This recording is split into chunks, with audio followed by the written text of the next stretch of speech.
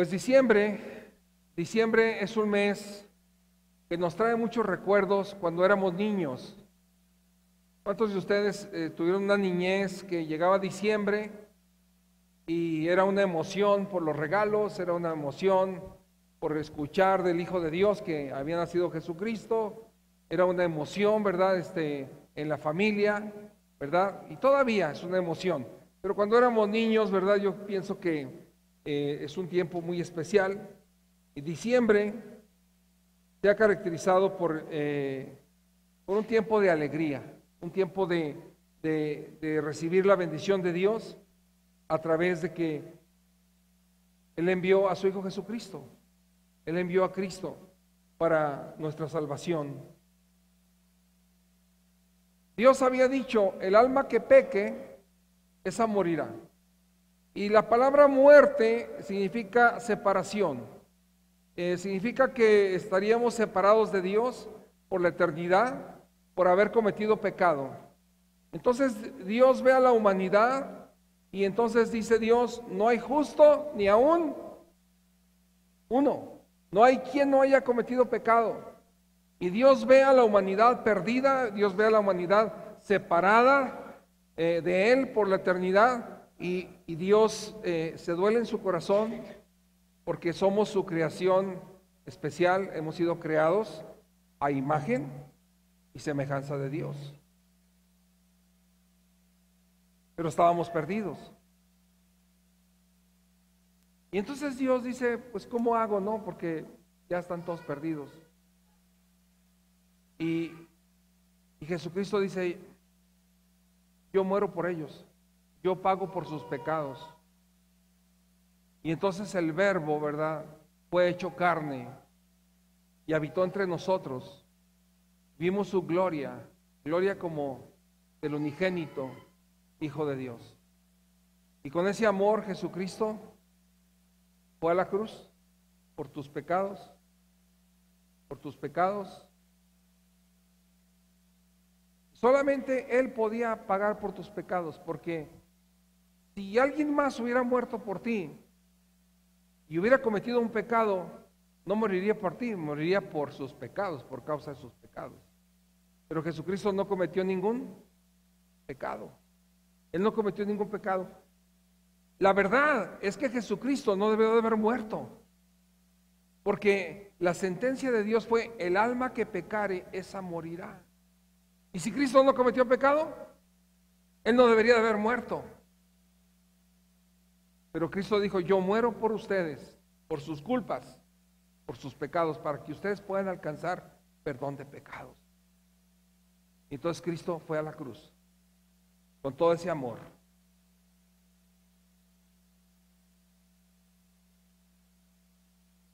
Cristo resucitó porque no había cometido pecado. Ahí es donde Satanás perdió. Él pensaba que ya había ganado, ya lo maté, pero resucitó con poder al tercer día, porque Él no cometió ningún pecado. Le damos la honra y la gloria a nuestro Dios por ese evangelio tan poderoso, tan real, que cambia vidas, transforma vidas, trae luz, trae paz, trae dirección y trae una vida nueva en Cristo Jesús. Por eso son buenas noticias, ¿verdad?, que Cristo nació. Hay personas que dicen, no sabemos exactamente cuándo nació Cristo. Sí, exactamente, no sabemos, ¿verdad?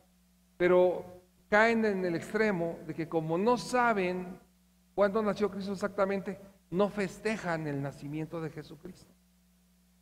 Y eso, para mí, es tremendo. Yo creo que nosotros sabemos que Cristo nació, que Cristo vino a este mundo, y ese es motivo de alegría. Es algo que tenemos que festejar, es algo que tenemos que agradecer, es algo que nos debe de mover en nuestro espíritu para darle gracias a Dios y reconocer su amor tan grande y gozarnos, ¿verdad?, como se gozaron los ángeles cuando nació Jesucristo, se gozaron los pastores, ¿verdad? Y hubo canto en los cielos, ¿verdad?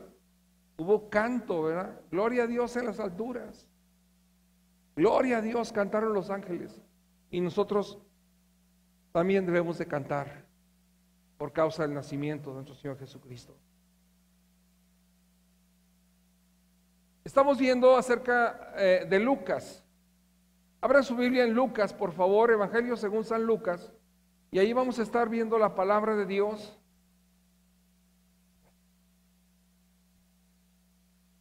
Vamos a estar viendo en la palabra de Dios en Lucas 1:14.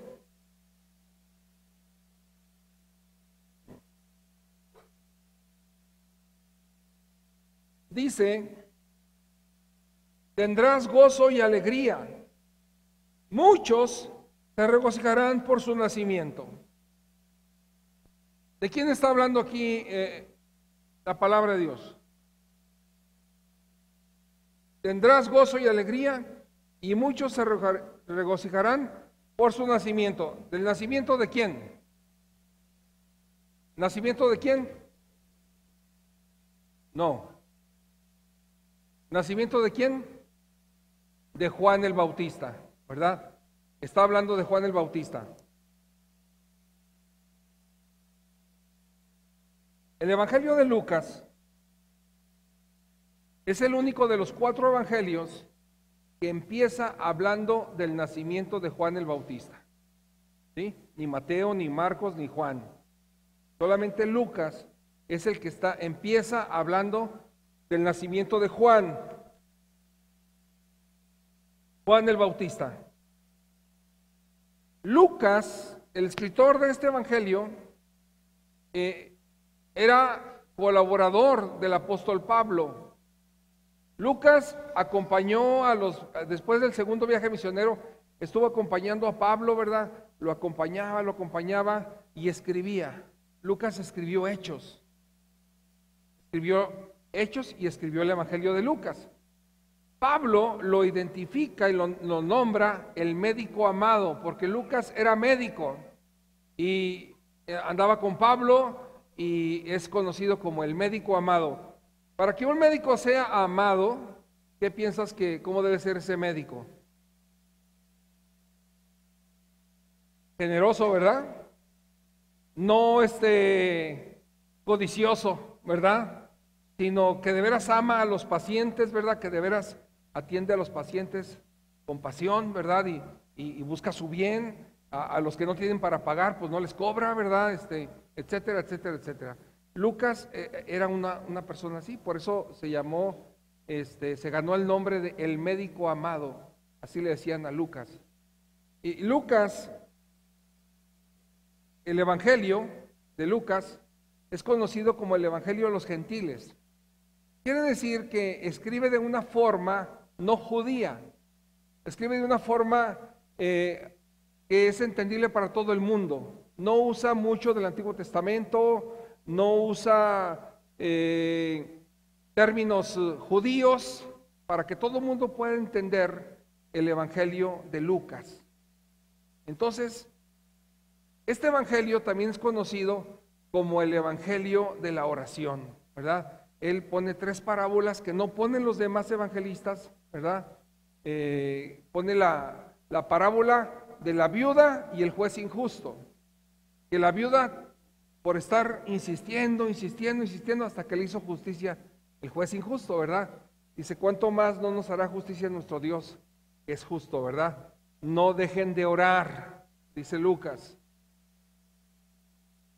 Pone también la parábola del amigo que va a medianoche a pedir algo de comida porque ha recibido visita, ¿verdad? Entonces, acudir, ¿verdad? Inoportunamente, a veces pensamos que le estamos pidiendo mucho a Dios, que le estamos pidiendo a todas horas. Dice Lucas: no te preocupes, aunque le pidas mucho y en horas inoportunas, tú habla con Dios, ¿verdad? Y así vemos nosotros cómo Lucas resalta mucho la oración. También pone la parábola del publicano, ¿verdad? De que él está orando, ¿verdad? Y está dándose golpes de pecho y dice: no soy merecedor de estar aquí, Señor, para pedirte.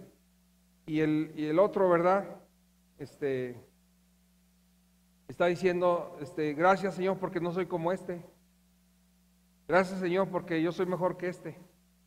Y dice Lucas, dice, ¿quién va a ser más oído, el que se está jactando o el que se está humillando? Es cierto, te digo que el que se está humillando, ¿verdad? Entonces nos enseña muchas cosas de la oración. Ahora, Lucas escribe, ¿verdad? Empieza diciendo que esta carta va dirigida a una persona, este evangelio va dirigido a una persona. Y el libro de Hechos también es dirigido a la misma persona. ¿A quién?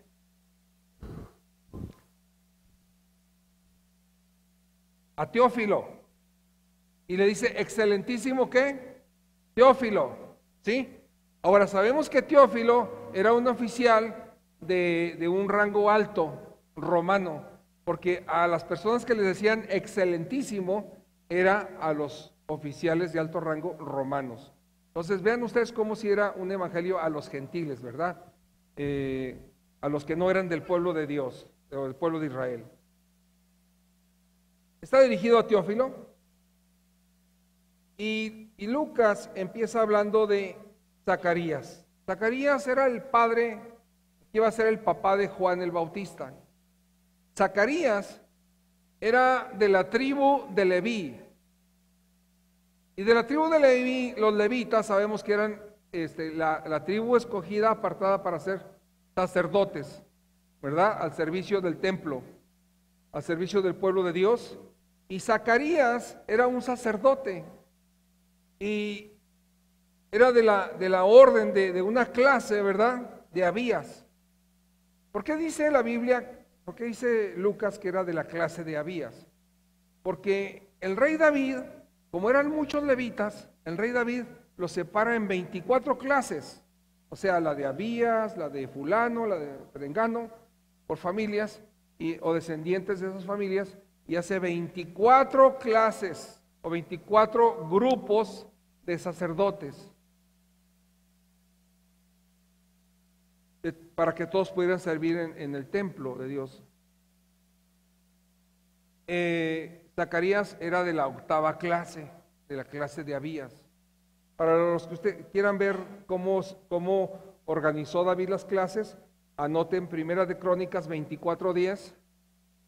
Y ahí está David haciendo las 24 clases de sacerdotes. Primera de Crónicas 24:10. Entonces, cada clase de sacerdotes servía una semana, cada 24 semanas, porque eran 24 clases, ¿sí? A esta clase de Zacarías le toca esta semana. Terminaba la semana y entraba otra clase, y así 24, entonces abarcaban 24 semanas, ¿sí? Para que le volviera a tocar a otra clase. De tal forma que ¿cuántas semanas servían al año? Solamente 2 semanas al año servía un mismo sacerdote en el templo. 2 semanas al año. Entonces,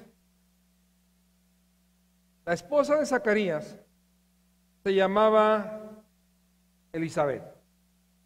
Elizabeth también era de la tribu de Leví, pero Elizabeth era estéril. Era estéril y estaba muy grandes de edad ya, ¿verdad? Ya dice la Biblia que eran ancianos, Zacarías y Elizabeth. Y como era estéril, no tenían hijos, ni un hijo. Zacarías, esa semana, entra al lugar santo a ofrecer incienso. Le tocó ofrecer el incienso. Había unos que cambiaban los panes y así, ¿verdad? Pero a Zacarías le tocó ofrecer el incienso. Entonces, él entra, el incienso, ¿verdad? El altar del incienso estaba pegadito al lugar, a la cortina que separaba el lugar santo del lugar santísimo. Y entonces, al lugar santísimo solamente entraba el sumo sacerdote una vez al año y entraba amarrado de un tobillo, una cuerda larga, porque a veces hacían algo indebido delante de Dios en el lugar santísimo y morían. Entonces ya cuando se tardaban un día, 2 días, 3 días, ¿qué hacían? Jalaban la cuerda porque nadie podía entrar al lugar santísimo, solamente una vez al año y el sumo sacerdote. Y el altar del incienso estaba pegadito al lugar santísimo, ¿no? Estaba la cortina y ya estaba el lugar santísimo.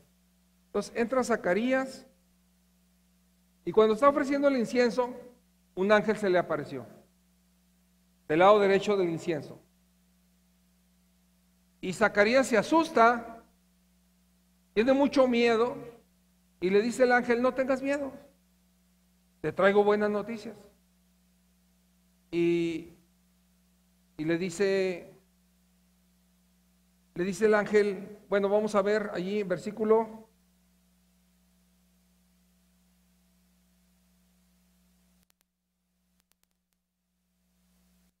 en el 14, Lucas 1:14, dice: tendrás gozo y alegría y muchos se regocijarán por su nacimiento. Está hablándole. Bueno, vamos a ver desde el 13.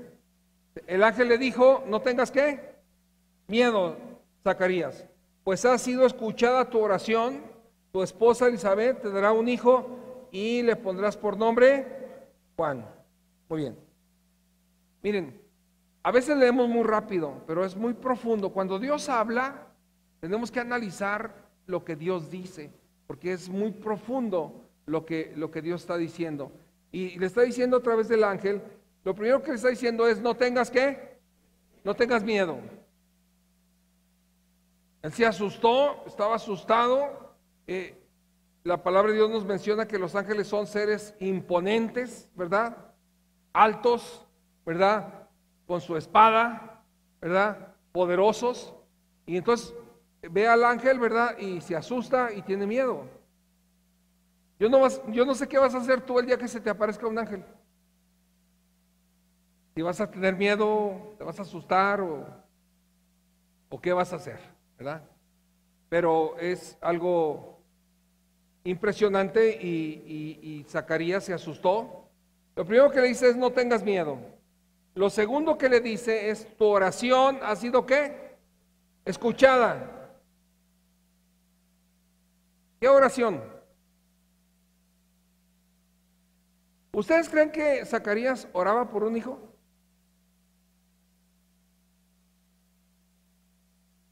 ¿Qué pasa cuando una mujer es estéril y pasa un año de matrimonio y no se embaraza? Y pasan 2 años y no se embaraza. ¿Tú crees que Zacarías estaba orando por un hijo? No los veo muy convencidos. Sí, estaba orando por un hijo. Pasaron 5 años y ¿crees que oraba por un hijo? Pasaron 10 años y oraba por un hijo. Pasaron 15 años, 20 años. Y ya estaba grande de edad y todavía oraba por un hijo. Y le dice, el ángel le dice: tu oración ha sido ¿qué? Escuchada. Vas a tener un hijo. Y aquí hay una gran lección para todos nosotros. ¿Cuántos de nosotros estamos orando una semana y no hay respuesta? ¿Y qué decimos? No, yo creo que Dios ni me oye, ¿verdad? Entonces van con el pastor y dice: ore por mí, porque a mí Dios no me oye. No, sí te oye. Lo que pasa es que tienes que ¿qué? Perseverar, perseverar, perseverar, perseverar. ¿Sí? O sea, a veces estás pidiendo una cosa, un mes, dices: no, yo creo que Dios no me oye. Está enojado conmigo, yo creo. O puedes pensar 1000 cosas que tal vez pensó Zacarías en toda su vida de oración por un hijo. Pero el ángel le dice: tu oración ha sido escuchada. ¿Qué lección sacamos de aquí? ¿Cuánto tiempo vas a orar por algo que tú anhelas en tu corazón? ¿Cuánto tiempo tú oras por algo que quieres que Dios te dé? ¿Un año? ¿Y ya? ¿Te rindes?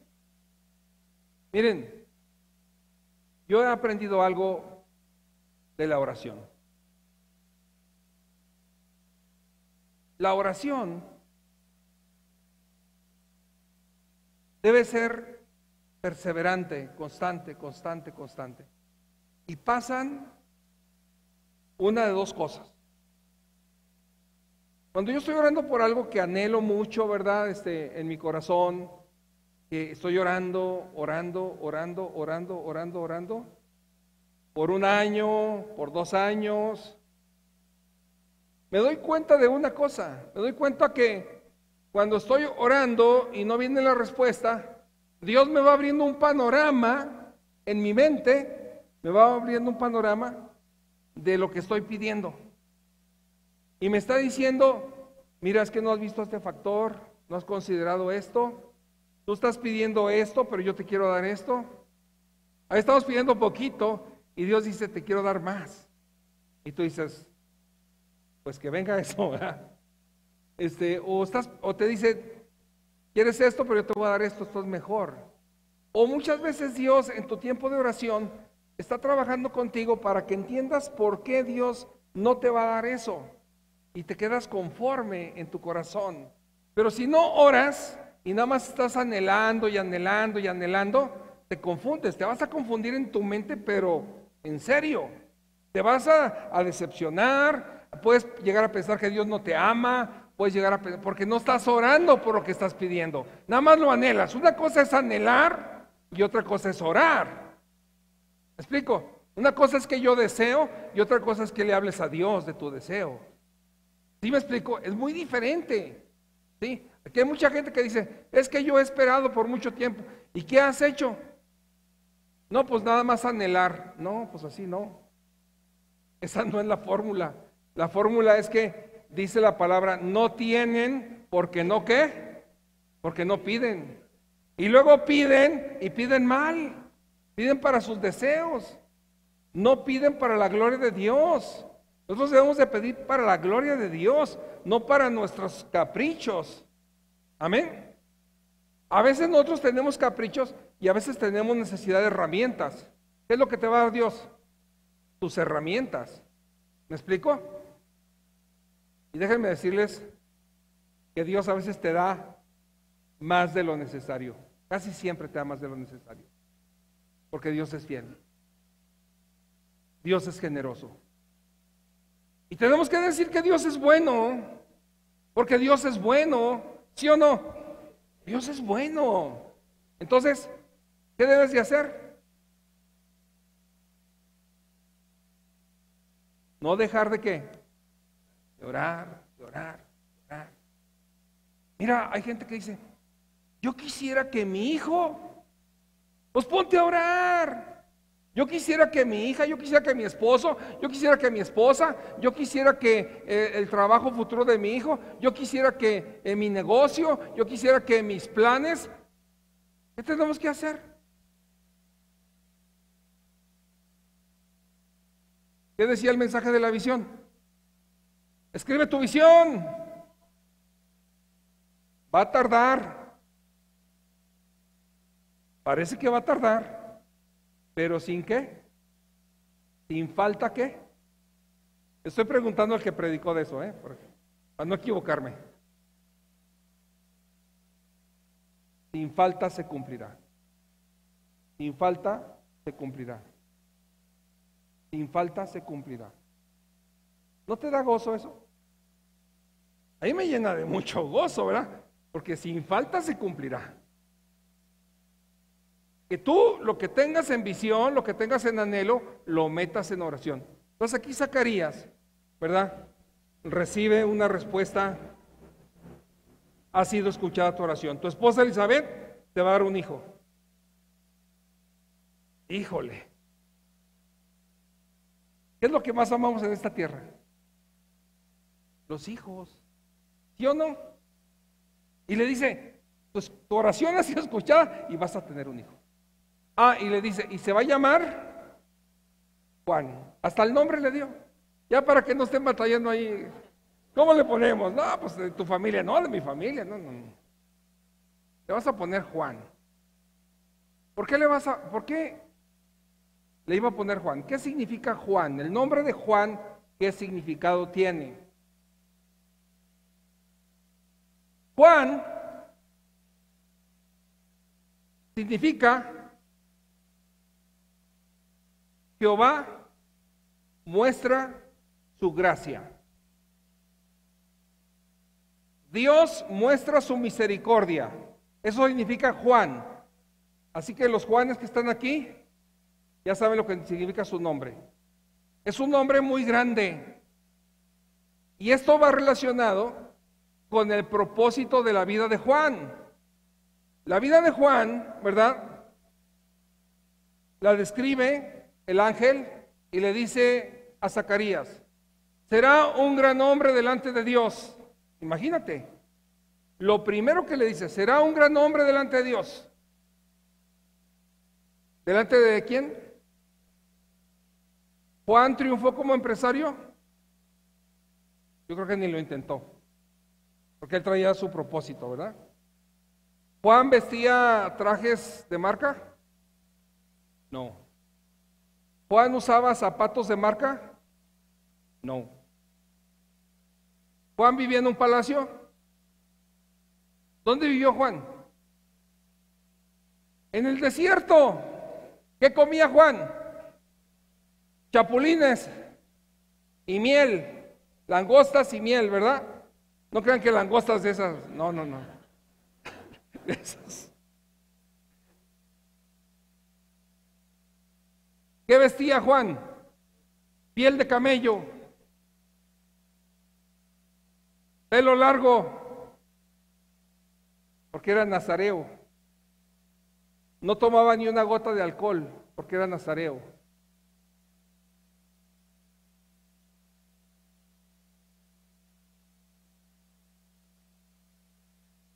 Será lleno del Espíritu Santo desde su nacimiento, le dice el ángel. Hará que muchos se conviertan al Señor. Tendrá el poder y el espíritu de Elías. Va a reconciliar a los padres con los hijos. Guiará a los desobedientes a la sabiduría y preparará un pueblo bien dispuesto para el Señor. O sea que Juan le iba a ir abriendo camino a nuestro Señor Jesucristo. Una tarea muy grande. Y Juan la cumplió al pie de la letra. ¿Qué le costó a Juan cumplir su ministerio? Le costó su cabeza. Porque Juan era tan directo que les decía, arrepiéntanse, hagan obras dignas de arrepentimiento, arrepiéntanse, porque si no se arrepienten se van a perder en el infierno. Y Juan andaba predicando así. Era tan directo que a Herodes le dijo, arrepiéntete porque estás viviendo con la esposa de tu hermano.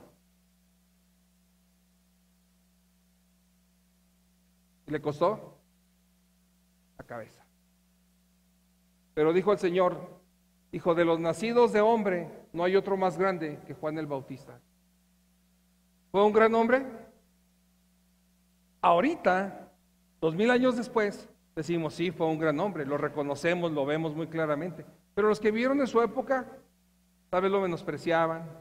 Mira, es un pobretón. Mira, nada le sale bien. Mira dónde vive. Mira cómo viste. Mira cómo camina. Mira su apariencia, ¿verdad? Pero era un hombre lleno del Espíritu Santo. Era un hombre grande delante de Dios. Zacarías le pregunta al ángel, ¿cómo podré estar seguro de esto? Somos unos ancianos.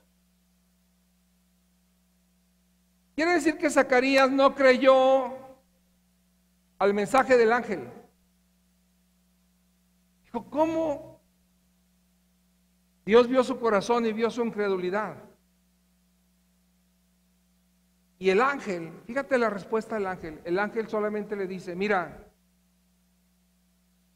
Zacarías, yo soy el ángel Gabriel, le dio su nombre. Y yo vengo de parte de Dios. Fue lo único que le contestó.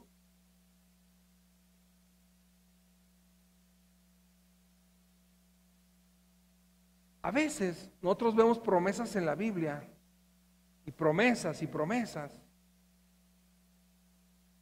y decimos, no, pues yo creo que no, esto no se va a cumplir en mi vida.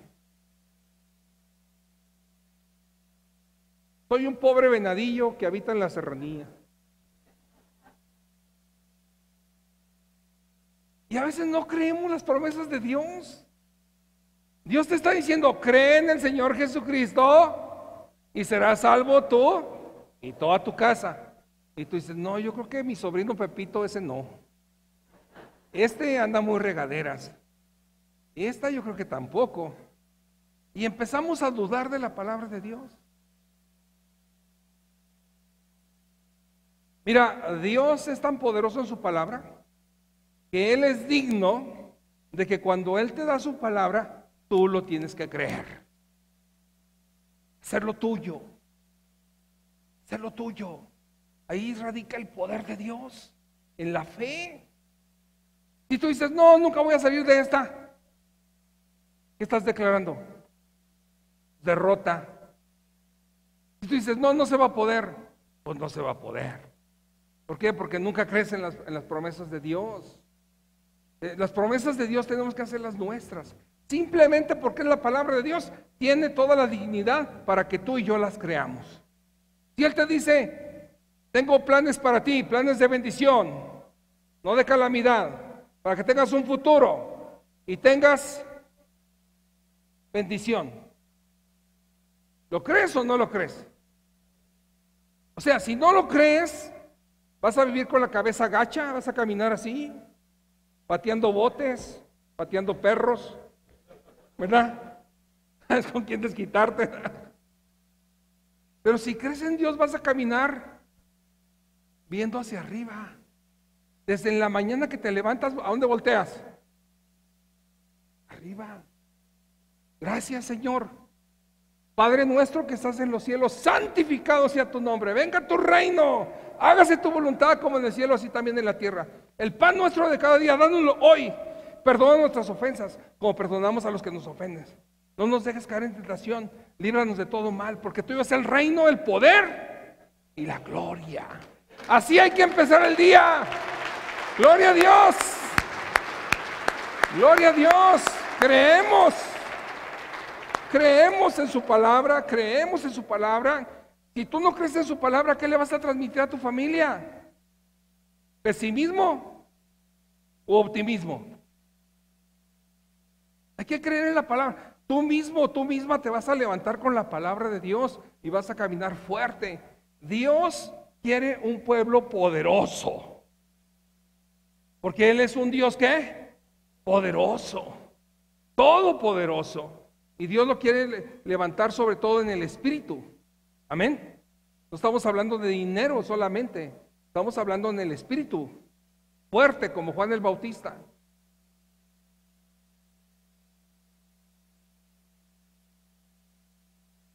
Pues como no creíste en mis palabras, le dice el ángel en Lucas 1:20, las cuales se cumplirán a su debido tiempo, te vas a quedar mudo. No podrás hablar hasta el día en que todo esto suceda.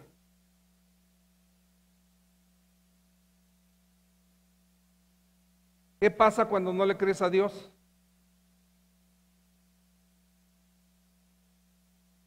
Te haces daño, sufres,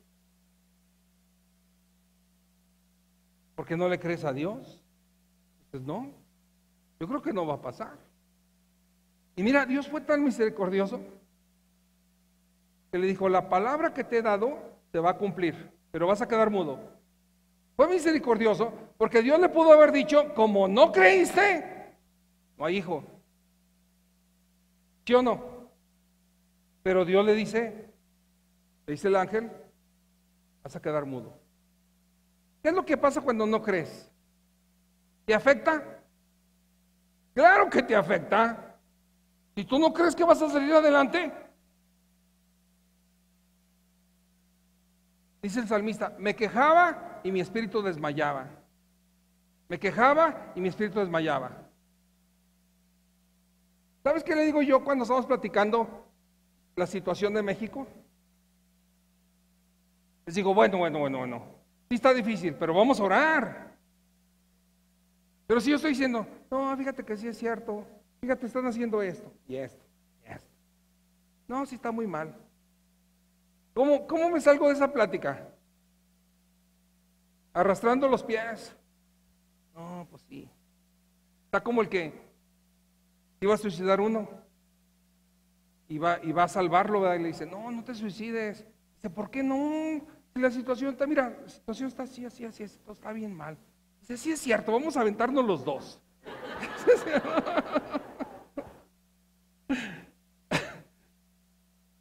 O sea, la incredulidad humana es muy mala.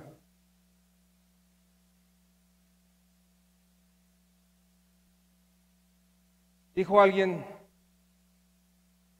no estamos en Cristo no estamos en crisis los cristianos, estamos en Cristo. No estamos en crisis, estamos en Cristo. Dios es proveedor y Dios es tan bueno.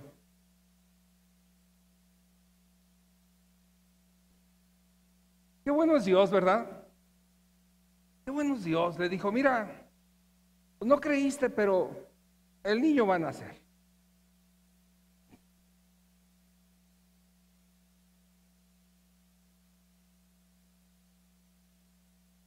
A los 6 meses, después de que el ángel visitó a Zacarías, va y visita a María. Y el ángel Gabriel va a Nazaret, visita a María. María estaba comprometida con José.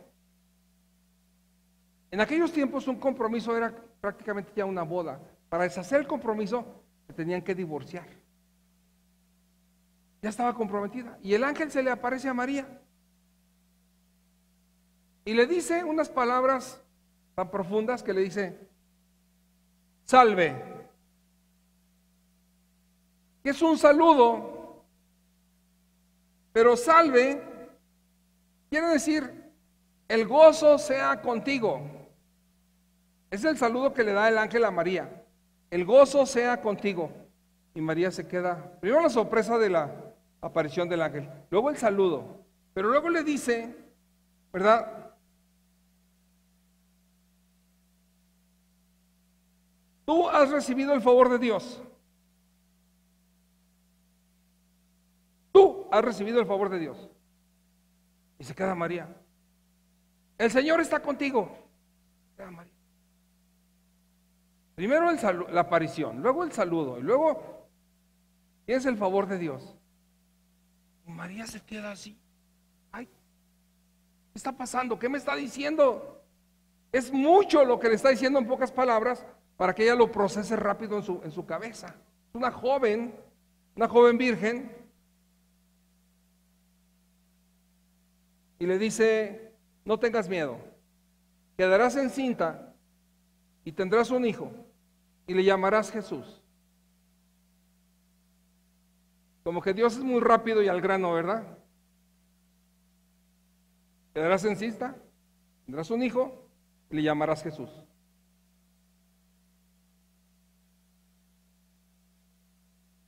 Jesús, ¿qué quiere decir Jesús? Jesús quiere decir el Salvador, el que salva. Ese es el significado de Jesús. En el hebreo es Josué, es el equivalente en hebreo, Josué de Jesús. Y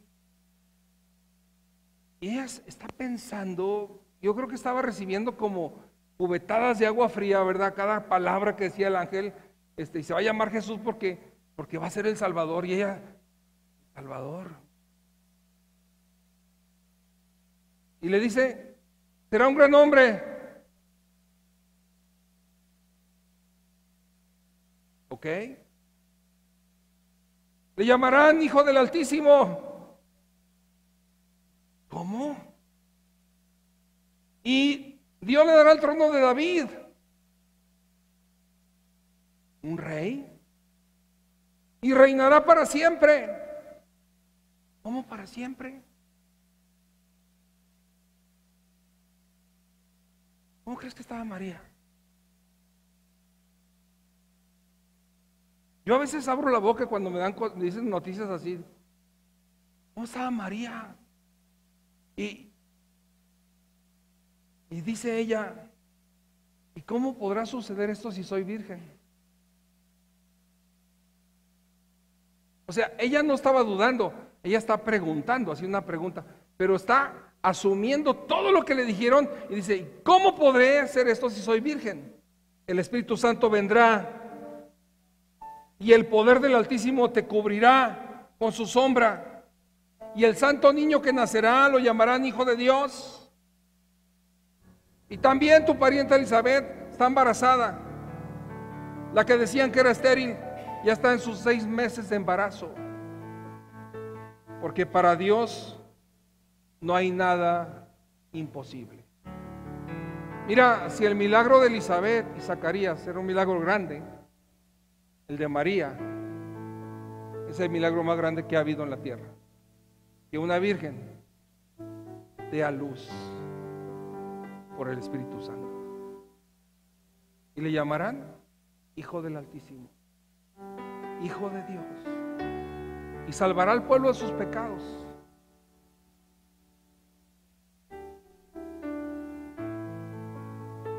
María le dice al ángel, que se haga conmigo como has dicho. Fíjate la fe de María, la obediencia de María. Que se haga conmigo como tú has dicho. ¿Qué implicaba eso? Ella no se puso a pensar o a temer, ¿verdad? Bueno, espérame, estoy comprometida. ¿Qué va a decir la gente si me ven embarazada? La ley. Los que quieran anotar, Deuteronomio 22, versículo 23 y 24, decía que si una comprometida se encontraba encinta, era apedreada hasta que muriera. Ella tenía mucho valor. Ella dijo, que sea conmigo. Ella le creyó a Dios, aceptó el peligro de muerte.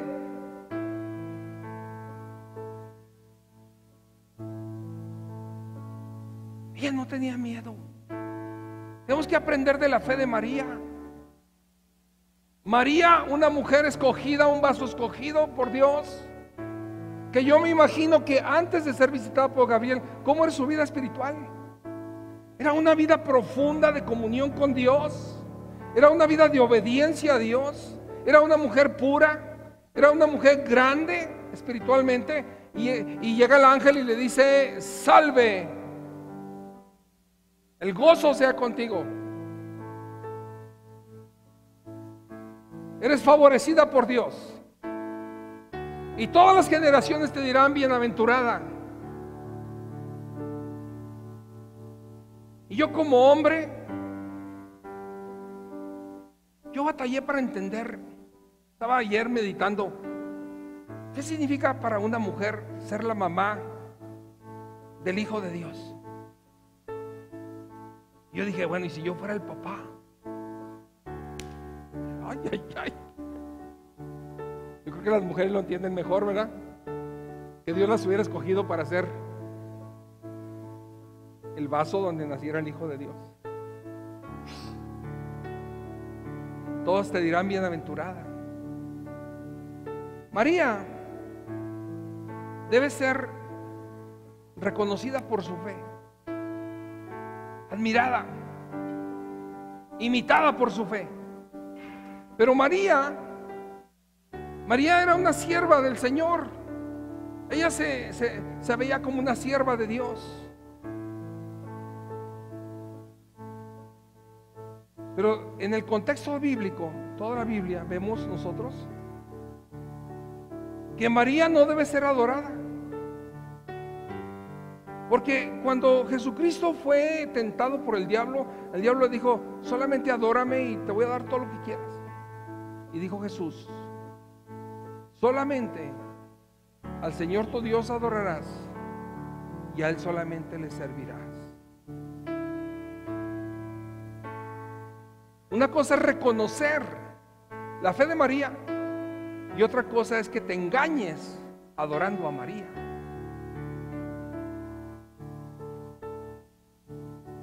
Por otro lado, hay gente que piensa que María es una mediadora entre tú y Dios. Y el apóstol Pablo enseña en la carta a Timoteo, dice: porque hay un solo Dios y un solo mediador entre Dios y los hombres, y este es Jesucristo, que murió por ti, por tus pecados. Cristo es un digno mediador. Cristo es el sumo sacerdote, es el que intercede por nosotros. El diablo está acusándote a ti día y noche delante de Dios. Y ya viste lo que hizo, y ya viste lo que pensó, y ya viste lo que no hizo. Pero tenemos un sumo sacerdote, abogado tenemos para con Dios, a Cristo Jesús. Y Cristo está abogando día y noche por nosotros, y está diciendo: Señor, perdónalo. Señor, ten paciencia. Señor, Él te ama. Señor, Él está defendiéndonos delante de Dios. Porque Cristo es el único mediador entre Dios y los hombres. Y estamos felices de que Él sea nuestro sumo sacerdote, el Hijo de Dios. El Hijo de Dios. Él es nuestro mediador y nuestro sumo sacerdote. María va a visitar rápido a Elizabeth y se queda 3 meses con ella. Llega en el 6º mes y se retira María de con Elizabeth un poco antes de que naciera Juan. Pero cuando María llega con Elizabeth, María le saluda a Elizabeth, y el niño que llevaba en el vientre, Elizabeth, brincó de gozo y fue lleno del Espíritu Santo en ese momento, porque María ya llevaba al Hijo de Dios en ella.